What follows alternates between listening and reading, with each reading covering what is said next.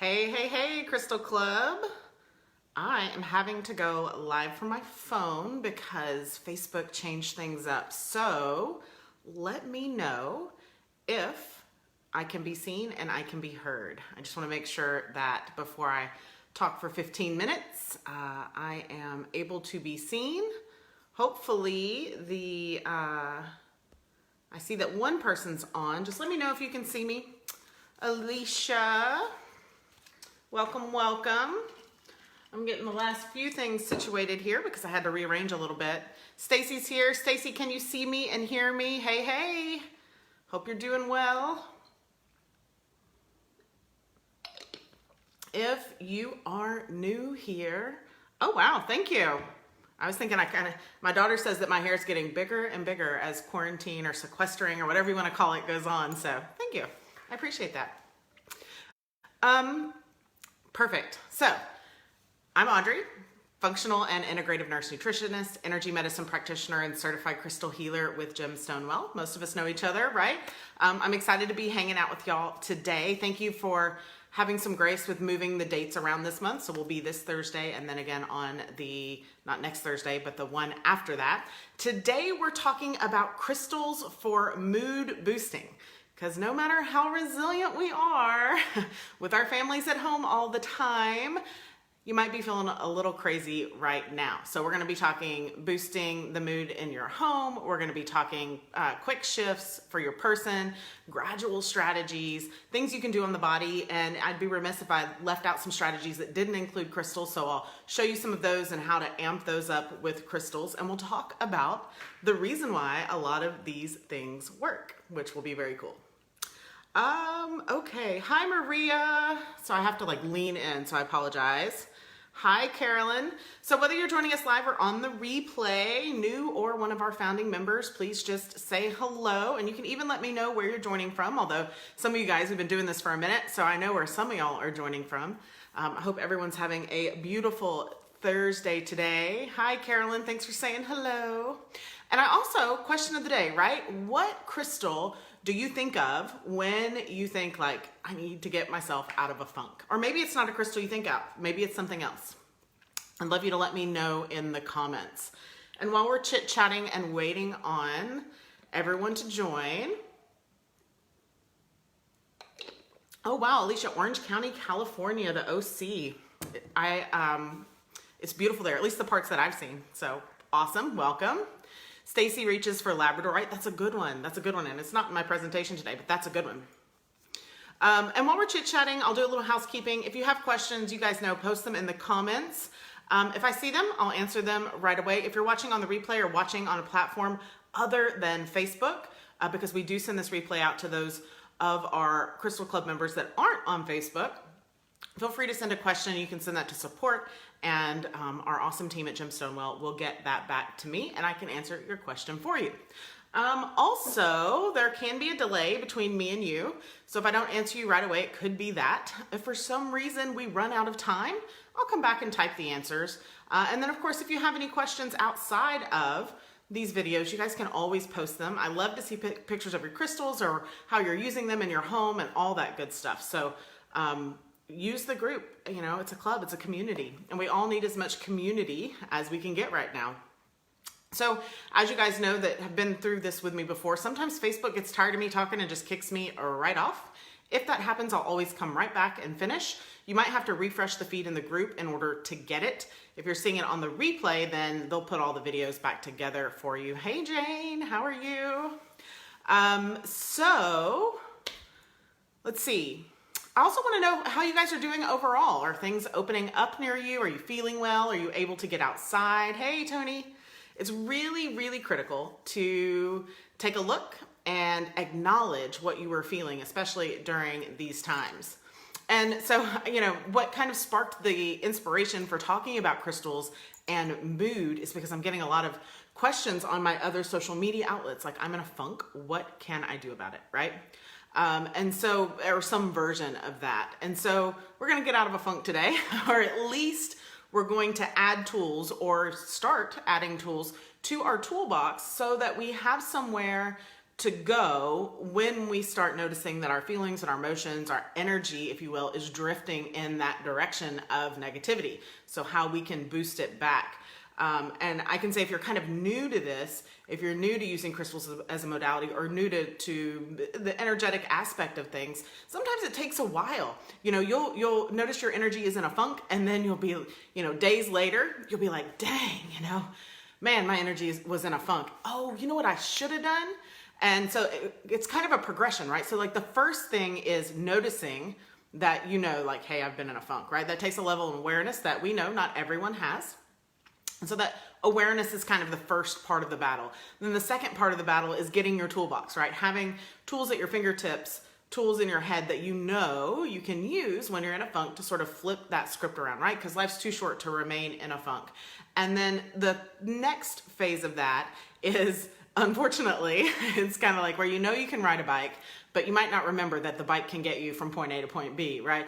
So you have the feeling of funk, and then you remember on the flip side, oh shoot, I should have tried that trick that I learned in the Crystal Club, or I should have tried that trick that I saw on Instagram or on Facebook or in a book that I read. You can see my bookshelf behind me. And those are the ones that I use the most. And then after that, you reach that level of mastery where you start to just know automatically, okay, this is the way I'm feeling, this is what I can do to change that, or this is the way the energy in my home feels, or between me and someone else feels, and this is what I can do to change that. All right, so let me scroll through these comments real quick.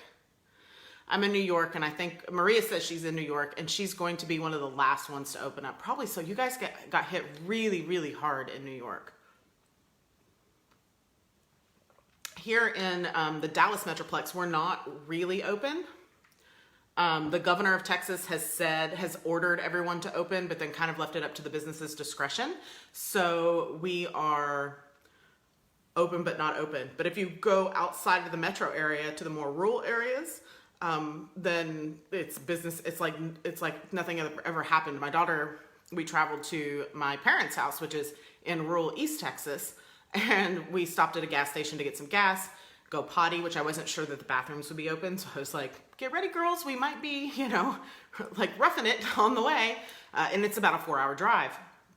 And my daughter made the comment that said, and she said, we walked into the gas station, did our business, and came back out, bought some waters and things. And she said, Mom, it's like we've stepped back in times to before all of this, you know, virus stuff happened. And I was like, you know what? You're right. It's completely different here. So it was a pretty interesting experience compared to here. If you go to the grocery store and you accidentally step too close to somebody, then you're liable to get screamed at or cussed at, or, you know, any of those things. But we could talk about that all day. So, hey, Jane, welcome. Let me see if I missed anybody. Tony. Oh, Tony, you're not. I was reading your comment because if you didn't see, I'm reading it on a tiny phone. But welcome, Tony. And yeah, in New York, but not in your city, going to be a few weeks. Yeah. Kind of the same here. And then school coming in the fall is like probably not happening even here in Texas. So that's pretty interesting, right? So we're going to talk about negative and positive energy first, because I think before we know how to boost it, right, we kind of got to know where we've come from. And we've touched on this some in some of our other classes. But when we're thinking of positive and negative energy, even though I'm calling it positive and negative energy, I don't really think of it in terms of negative energy, right? So if you think specifically in the scientific form of energy, then there actually isn't negative energy. Negative energy can't go into the negative on frequency, right? Energy is just energy. It can be different frequencies and different vibrations, if you will, but it's all just energy. So it can be a lower frequency or lower vibration, which we tend to think of as negatively, but if you think about it, your lower chakras, so from the below the heart chakra, so solar plexus, sacral, root, earth star, and on down, those are actually lower vibrational frequencies, right? And then when we think of influencing energy, right, we always think of like we're raising our vibe. But lowering vibration and lowering energy is actually really, really important too. Because when your energy is just in your upper chakras, right, that's anxiety a lot of times. That's overthinking a lot of times. So boosting your mood, a lot of people think, well, that's bringing up my vibe, right? Boosting your mood is actually just bringing it back into balance. So I like to think of energy as a spectrum, right? It's a spectrum rather than positive and negative. So if we're thinking of crystals within that spectrum, and as conductors of energy or transmuters of energy, we know, and we've talked about, sorry, my camera's in a different place. This is a tiny little quartz, right? It's a quartz wand. It's actually what I use to activate crystal grids with. But we know that quartz is an awesome conductor. It's an awesome transmuter.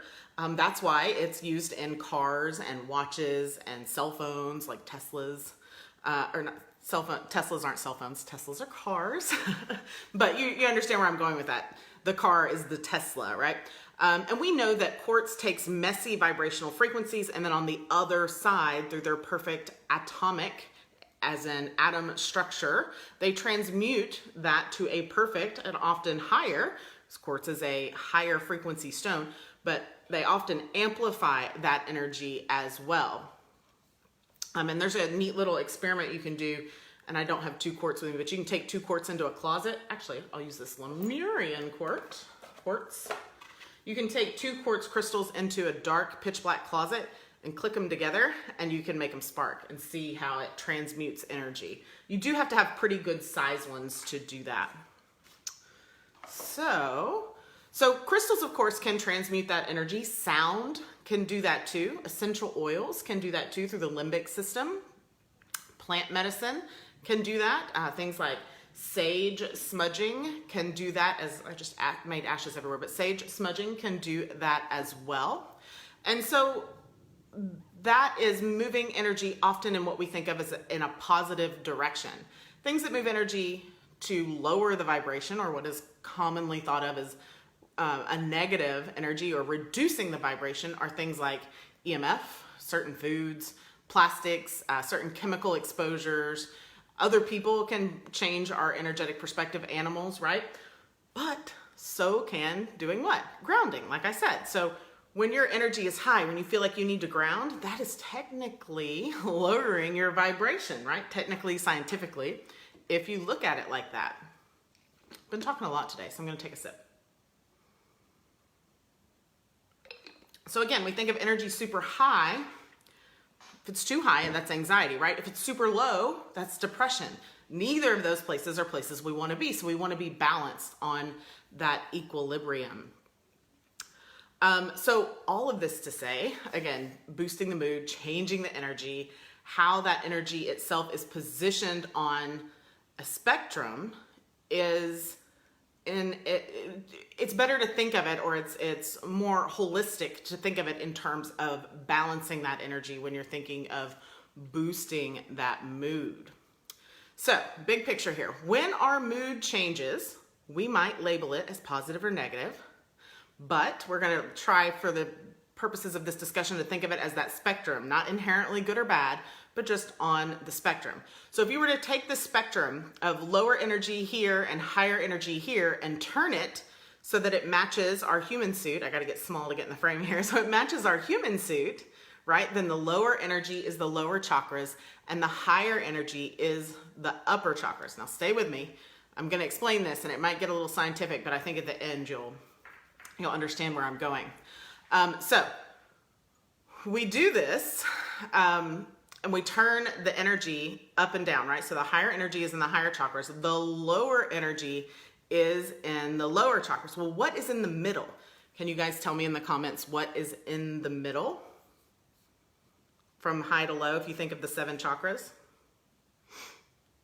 And it might be too slow connection to do the Q&A, but I'm going to tell you, it's the heart chakra. It's right in the middle. The heart space, heart chakra, heart as the organ, depending on whether you're thinking of it conventionally, holistically, energetically, all those things. Okay, now hold that. Think of that heart space being in the middle, right? Now, when you sense something, Stacy says green. Yeah, that's the right color. Green or pink is generally right there in the middle, the heart chakra. So I'm going to take a sip of water while you guys think about this one. But when you sense something, when you sense danger, or when you sense joy, or when you sense the energy of another person that walks in the room. When that, I call it spidey sense sometimes, when that spidey sense tingles, what organ or area of the body do you think senses that first? What area or part of the body do you think senses that first? And if you're multitasking, I'll give you a second to get the answer. What organ senses things first in your body? Let me see. I'm going to give you guys just one more second, and then I'm going to answer because it took Stacy a minute. Okay, so I'm gonna spoil it, but it's also the heart. The heart receives information for your body first. It's what we call the primary organ. And so if you were to hear a knock at the door, not that bears can knock, but if you can hear a knock at the door, Maria says you get it in your abdomen. Some people get it in their abdomen. Maria Carolyn says heart. Yes. Stacy says gut. Okay, and I'll explain that too. So the heart is the primary organ. It's actually the first organ that develops in fetal development, as well as scientifically when we measure what the bioenergetic field, the heart is the largest. And so the heart is the primary sensing organ of our bodies. Now, some people do get gut feelings. And that doesn't mean that your heart isn't your primary sensing organ. It just changes the order. So if you were to knock on your door, or if you hear a knock on your door and you open the door and there's a big hungry bear, your heart senses that bear before you open the door. By the time you open the door, you see the big angry bear standing up on its back legs. Your heart takes that message, sends it to your brain, and then your brain starts that chemical cascade that happens on a physical, emotional, energetic level that gives you the fight, flight, freeze, or fight, flight, or freeze reaction, right? That ability, that cortisol, stress enhancing hormone, as well as adrenaline and all those things that happen where it takes away the blood supply to your digestive system and all of that. That all happens, but the heart actually triggers that. Now, depending on when you went to school and how far you went in your science education, you may have learned that the heart was the primary organ. By the time I did my graduate degree, they were talking about that. In school, I learned that the brain was the primary organ, and that's where all the sensory information comes in at. But it actually comes to the heart. The heart sends the message to the brain. The brain, depending on what it is, sends the message to the eyes. Yep, check, that's a big hungry bear, and then all of that stuff happens. Now, for people who feel it in their gut, your primary sensing organ is still your heart. But that energy, your heart sends the message to your gut first and then to your brain, or simultaneously for some people, both directions. And so our heart field measurably extends, I should say.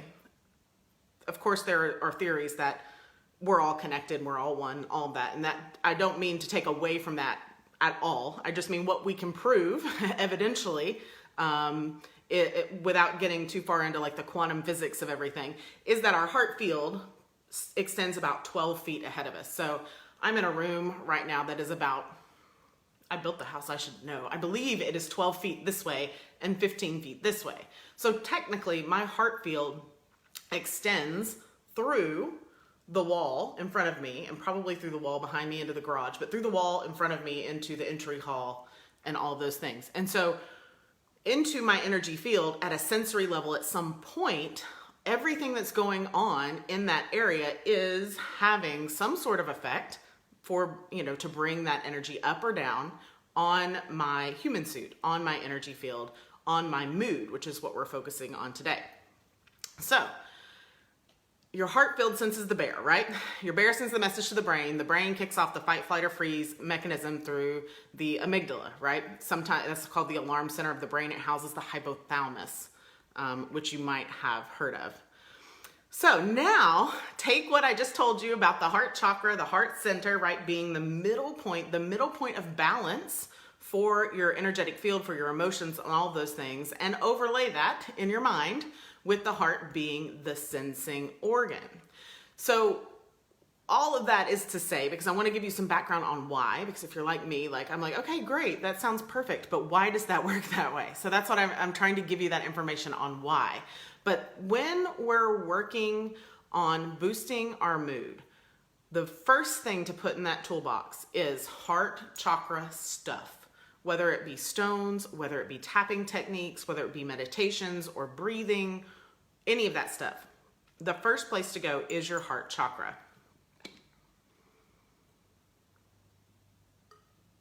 Whether you want to bring that energy down out of the upper chakras, so whether it's, anxious energy and all of those things, or up from the lower chakras to bring it to relieve it from like a sad, depressed type state.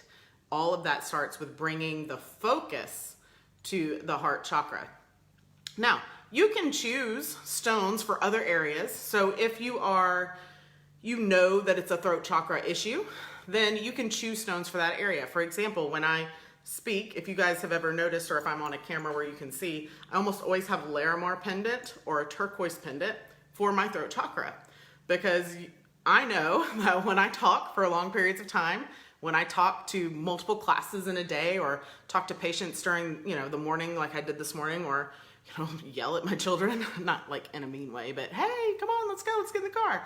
Then I know that by the time I get to speaking in the next thing, that I'm going to need that extra support for my throat chakra.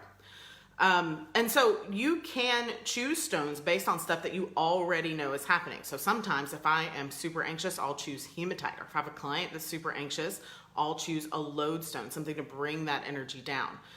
But kind of the jack of all trades, the place to go first is that heart chakra.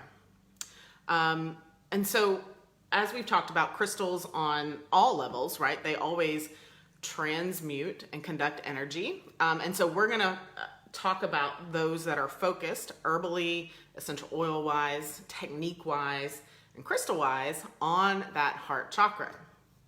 So let's talk about home strategies first. And some of these we've probably talked about before, but some of them maybe we have not. So for home strategy, so when you're thinking in terms of, and you guys know the feeling, right? Like everyone in the house is just in a bad spot, or maybe kids are fighting, or spouses are fighting, or kids fighting with spouse, or animals are acting crazy, whatever it might be. Then the very first place that I start instantly is with essential oils. Now I infuse my essential oils with crystals, and this one's almost out because it came from my office, but there's rose quartz in there, and this is really cheap vodka. And I don't drink, so it's just for this. Really cheap vodka, sage and orange essential oils with some rose quartz in there. You'll find that rose quartz is one of my go-to stones for anything mood boosting. Excuse me. Choking. Goodness, see that throat chakra when I talk too much. So rose quartz is my go-to for anything mood boosting. And I'm actually going to grab this little piece of celestite here and hold on to that. So holding that rose quartz, putting it in your smudge spray, using it with essential oils is my number one go-to. Then once I know it's been a problem or an issue, I'll start placing crystals in secure areas around the house. So I'll take large rose quartz, large fuchsite. Fuchsite's one of my favorites because it's so sparkly. Large malachite. Can y'all see that? Large peridot. And what actually happened, I ordered some small peridot, and they sent me this big rock with all these microscopic pieces on it. All heart chakra stones, right? Large green calcite, and I'll set it in different places around the house. And I'll show you what happens. Here's how you know that you're on the right track. So this is a rose quartz pyramid that was, it was set in my, let's see if y'all can see that. It was set on the entry to my house. So we had an issue where people were coming home from school and work super duper stressed, right? So you get that home, everybody's super duper stressed, and guess what happens? It's like a small explosion in your home. So we put these rose quartz pyramids next to the entry point. You know, you all have that point in your home where you go in and you just throw the keys down, right? So we put this in the entry point moving into the home. And so can you see, and you can see it the most on this side, can you see what happened? It started to discolor and crack. Now, there are some evidentiary, it'd be hard to call them, you know, hard scientific studies, but there are some theories, some hypotheses that when that happens, what that actually is the stone taking on the energy for you.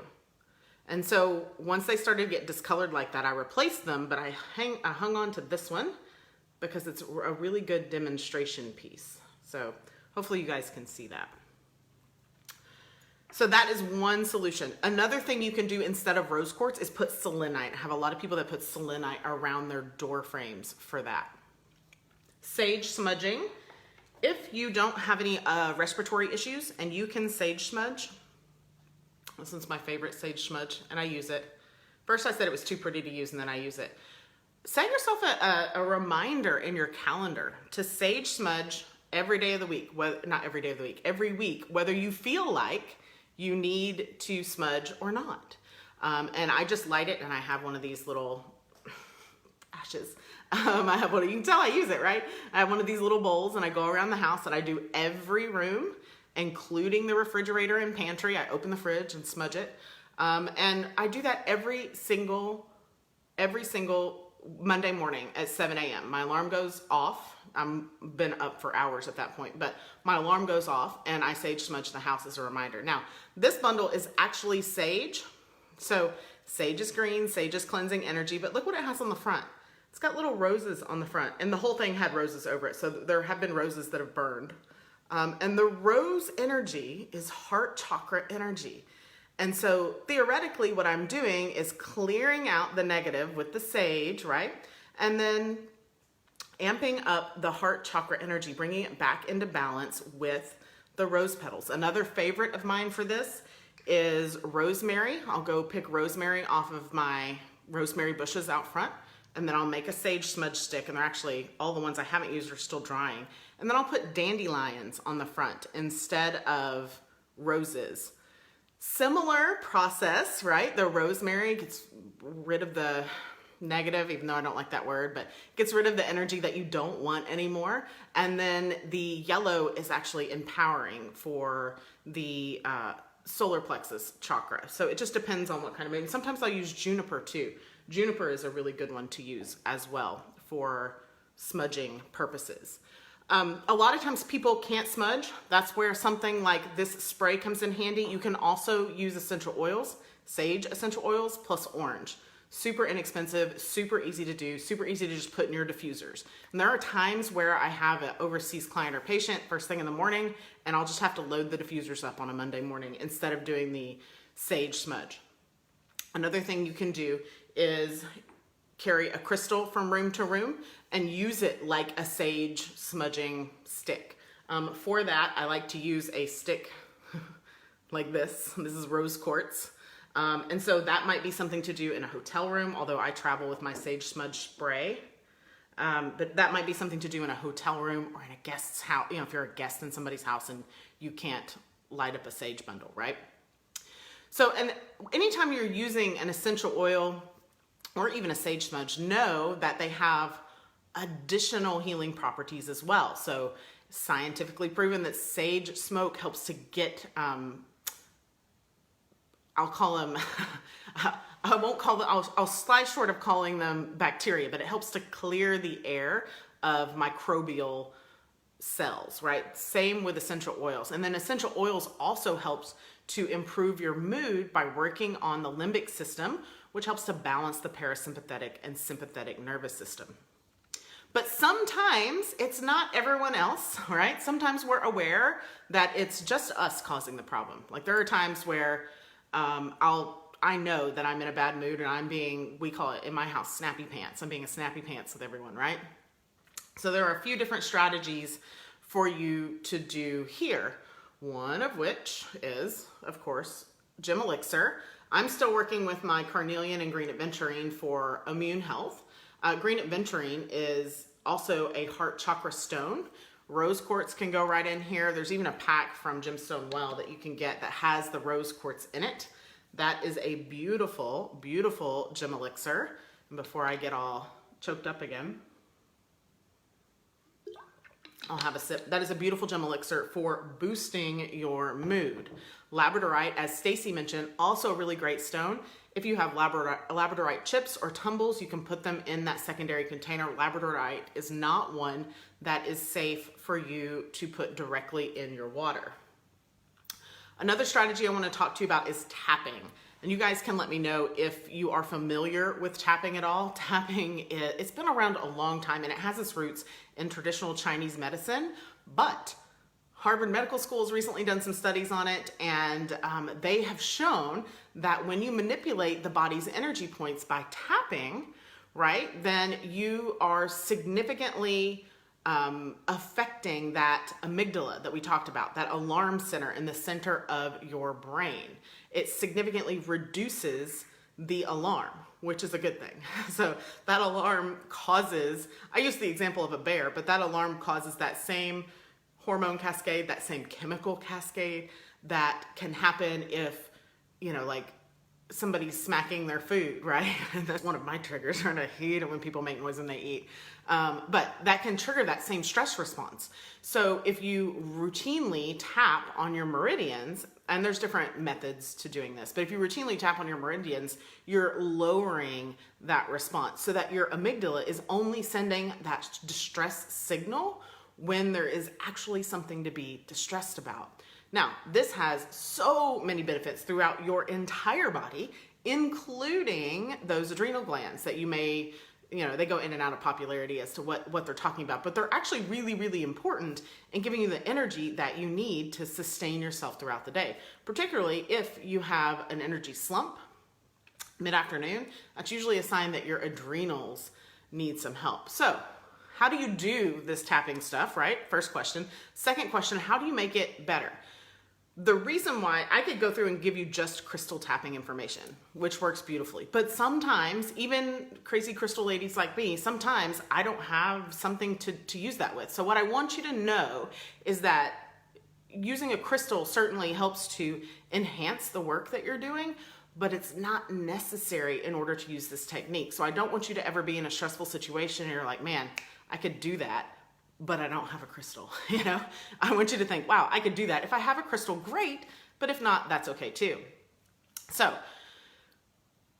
I like things simple, right? Like if it's not simple, it's not sustainable, and I don't have time to do it. The way that I utilize tapping happens in a couple of different ways. So there are times where I have 20 minutes and I can sit down and do like the accepting the statement and then, eyebrows. And, you know, I can do the whole thing and go through all of the I am statements that go with it. But here's what I've discovered through personal experience, anecdotally, and then through the experience of a lot of my clients. When you employ these types of techniques, you don't have to use the statements. So I have a gal who has a little bit of back pain, and she notices it starts her mood first. So she gets stressed, she's anxious, her mood sucks, and then, wow, the little spot around her shoulder blade, it's like between the shoulder blade and the spine, starts to really hurt, like a stabbing pain. Well, then she can't sit up and she can't lay down and it's not comfortable and it hurts to breathe. If you've ever had shoulder pain, you know that it's deeply attached to your breath, right? And then your breath goes down. It's just this chain reaction of mess. So we started out doing this whole big tapping thing to relieve the pain. Good thing is it takes the pain from 10 to a 3 like that. With the 20-minute program, well, guess what? We figured out that you don't have to do the whole 20 minutes. If you just tap with the intention of wanting to get rid of that pain, it works. So the steps are simple. You take a big deep breath, tap, they call it the karate chop point, tap the side of your hand. If you guys want me to run through exactly what meridians these are, then let me know. but you tap the side of the hand, then you tap the inside of the eyebrows. And if you only have one hand, like if you're driving a car or you only have one hand for some reason, then you can do one hand, or just one side of the face works too. But you tap the eyebrows, tap the sides of the eye, and I usually just one inhale, one exhale for each spot. Then here, this is the stomach, the end of the stomach meridian, so it helps to ground your energy. And then under the nose, this one always tickles. And then on the chin, then those K27 points we've talked about, this is the end of the kidney meridian, right? And then I call this the chicken tap. It's under the arm on spleen meridian. And then right on the top of the head. And then that's it. You stop there. It's so easy. It takes, what is that, 6, 7 deep breaths, and it can completely shift physical pain, emotional pain, can completely shift your mood. So the way you use crystals to make that better, to make that work better, is, everything's all set up to show you guys, so I'm gonna mess this up real quick to show you, is you take a rose quartz and you use rose quartz instead, right? And then all you're doing, you're still tapping those same meridians. You just do it once, and all you're doing there is utilizing the same energetic technique, the same physical technique, but you're adding the transmutation, the change of the energy through that perfect atomic structure, perfect atom structure. It works like gangbusters. Gangbusters. It's one of my very, very favorite techniques. You can get specific and you can do just the meridians for whatever it is you're working on. One way to do that, or even to guess, like you don't have to have the meridians memorized, but if you had shoulder pain, for example, did y'all notice that holding this in my hand, that my cough, tickle, and like a frog in my throat went away completely? Love this stuff. So you would start wherever you have pain, and then you can use that rose quartz to chase that pain away. But I'm gonna get too far off of, it just works so well, I get excited. So tapping, really, really good tool to have in your toolbox. Good old one, fallback one, right? Having stones on your person. I always wear at least one bangle bracelet. Like I said, I use the blue for speaking, and then someone just gave me this amethyst mala. A client sent me this, and it came in the mail yesterday, so we're getting to know each other. So having crystals or wearing crystals on your person can help. There's always the good old sticking it in your bra or stick it in your pocket. Another one that people often think is for the home, I'm gonna see if I can pick this up without wrecking it here, that people often think is for the home, and it is actually, can be directed with intention for the person, is a crystal grid. And this is just a love and harmony grid. So you could use your wand and you set the intention and you connect all the stones using that intention. This one's rose quartz, green aventurine, and clear quartz for amplification. So you use, if you wanted this to change just a person's mood or just your mood, then you would connect this with that intention. If you wanted it to be the person's mood and your home, then you would also connect the grid, charge the grid, if you will, with that intention, and then leave it set up for as long as you need to. Here is a technique that we don't always talk about. Usually it's easiest to do this technique on someone else, but you can have a rose quartz pendulum. This is a very light rose quartz pendulum. I'm not sure you can see that it's pink, but I'll try and show you. I still have my celestite in my hands. But you can use this to either spin it over a proxy, so spin it over something that represents you or your heart chakra. You can do it over the chakras in your hands. There's a chart in the Facebook group that shows the corresponding chakras, where they are on the palm of your hand, because it's difficult to lay down and like do your own chakras sometimes, right? So you can spin that rose quartz in your heart field with the intention of boosting your mood. Now for me, sometimes I get stuck in that linear thought process. So see what resonates for you, but for me, I like to spin clockwise when I'm trying to bring that energy up from the lower chakras, and I like to spin counterclockwise when I'm trying to bring that energy down from the upper chakras. I hope that makes sense, right? So using something like this, and this is a purchase pendulum. You could take a piece of rose quartz, and this is a rose quartz heart puff, and wrap it with something and use that instead. You could take, if you had a rose quartz earring or a rose quartz necklace, you could use that. It doesn't have to be a pendulum, but you're gonna spin it. Anything can be a pendulum. You're gonna spin it in the direction that you want that energy to flow, either over your hand or over your heart chakra itself. So we talked about grids. Okay, quick shifts. Okay, so I like to use, so now let's talk about quick shifts. So for quick shifts, I like to use either the in-person shifts or, I got to talking and lost my space on the, on my notes. So for quick shifts, I like to use those in-person, on-person shifts that I just talked about, or there's two other techniques that I really, really like. So you have a governing meridian that runs right down through that heart chakra. Okay, so if you start about at the notch here, so you have your clavicles, your collarbones, and there's a notch in the middle, and you can feel that. So you can either take a rose quartz, and it doesn't have to be this shape, and or your fingers, and you can just follow those notches all the way down, all the way in between your chest, all the way down to the edge of your sternum.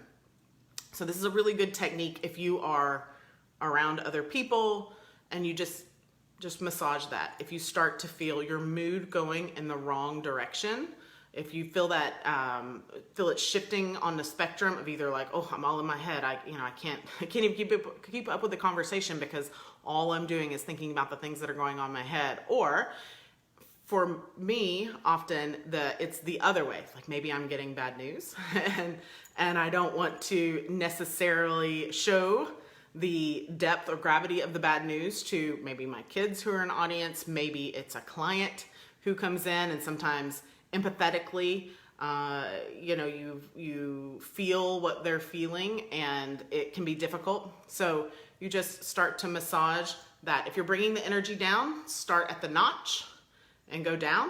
If you're wanting to bring that energy up, start at the bottom of the sternum, the opposite end of the notch, and work your way back up. The good news is you can't do it wrong, and the important part is to follow your intuition. This is another one of those techniques that you can use your hands, or you can amp it up with a crystal to add to it. Another technique that's really, really easy is just crossing your hands and putting them over your heart, taking a nice big deep breath in. And on the deep breath in, I pull energy up from the root chakra or down from the crown chakra, depending on which direction I want to go, and then out. Or if that visualization is weird for you, you can breathe in through the heart chakra and then out through the heart chakra as well. Again, you make it more powerful by adding, and every time I set it down, I get a tickle in my throat, so I'm going to but by adding a rose quartz or whatever stone you need underneath your hands. One last tip on that, one last quick technique. So I'm going to scoot back a little bit. So here's how you do it. You cross your energies over. So sometimes when our mood is foul, when everyone is just like rubbing us the wrong way, a lot of times that means that your energies are crossed. You're crossed the wrong direction or uncrossed. You're homolateral instead of crossed energies. So you put your thumbs up straight out in front of you and turn them over so that your wrists are facing in and your pinkies are in the air. Thumbs are down, pinkies are in the air. Then you're going to take your right hand, cross it over your left, and wrap your fingers together. So your thumbs are down, and then you pull it into your heart. And just take a deep breath. If you've ever watched little babies, little infants sleep, sometimes toddlers too, a lot of times they sleep like this. There might be a stuffed animal stuck in between there. And then if you're still not feeling right, you can do it the other way if you need to, and pull those hands through. That's another good one for communication as well. So when I feel I'm getting flabbergasted and like I'm trying to explain something to somebody and they're just not getting it, usually in kind of a aggressive way or an aggro way, then this is a really good trick to like, okay, now I can explain it in a way that I'm not upset and you're not upset. Okay. All right. So overall, crystals to think of and crystals to use for this. heart chakra is going to be your go-to. And I really like to focus on the heart chakra, if you haven't gotten this yet, because it's in the middle. It balances the spectrum no matter which direction that you're going. And heart chakra stones are easy to find. They are rarely faked, and they're relatively safe. They're also pretty inexpensive, and I like expensive pretties, but I'm also pretty frugal about things.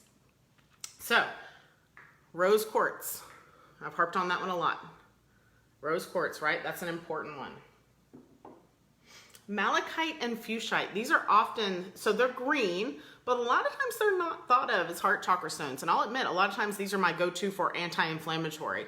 But sometimes your mood might be inflammatory, right? And not just for your human suit, but for energetically for those around you. So I like to use these two for the heart chakra as well. Green calcite, another beauty for the heart chakra. So is pink calcite. I just don't have any handy today.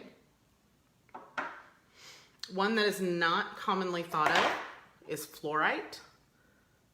So hopefully you guys can see that. This is a fluorite window, so it actually may be better. You can see how you can kind of see me through it. This is a fluorite point. Awesome. Those two really, really good. Green aventurine. And you can get, if you want to do the Love and Harmony grid, the Gemstone Well Love and Harmony grid comes with rose quartz, green aventurine, and clear quartz, as well as the Flower of Life grid cloth for you to set that up on. And that's what I had set up, what I showed you here. And I'm really partial to these because I helped design them. So I really like them. It's difficult to show you guys on a presentation that without the full office set up where I can change the cameras. And then lastly, I want to talk to you about the herbs that you can use for the heart chakra. So you might have guessed them already. Rosemary is a really good one. So are rose petals. And you can get organic dried rose petals, and we put these in all sorts of things. I'll decorate a fancy tea or anything like that. Rose petals are super beneficial. In fact, one of my very favorite meditations for the heart chakra is to think of the heart chakra as a tiny little rosebud, right?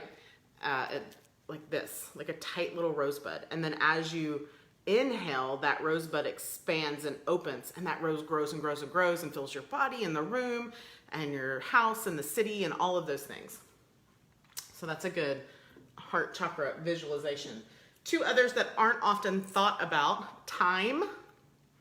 And this is my herbalist thyme, not my kitchen thyme, although they're interchangeable. So you can use thyme or rose petals in a grid. That's one way to do it. You could mix it with your essential oils into a roll-on. You could put it in a burner and burn it. You could use the essential oil instead. And then one of my very favorites is frankincense resin. And this little glass, it's the powder from the resin that makes it look foggy. But that's frankincense resin. So if you put that in your mouth, if you had a little piece to put in your mouth, it tastes like frankincense. It is frankincense. But you can use that in a grid or something for heart chakra boosting. You can put this on your skin. So you could put it, dare I say, in a bra, or on your skin in some way. Some clients will just put a piece of tape and put it over a pulse point to reap the benefits of frankincense on your body and your mood. So I feel like that was a lot of information for y'all. Hopefully it all makes sense. Hopefully you understand where I was going with that. If you guys have any questions, please do let me know. If you have questions over the heart field and the chakras and how they overlay, if you have questions on how it all balances out, then definitely let me know. 3 definitelys there. I hope everyone stays very safe.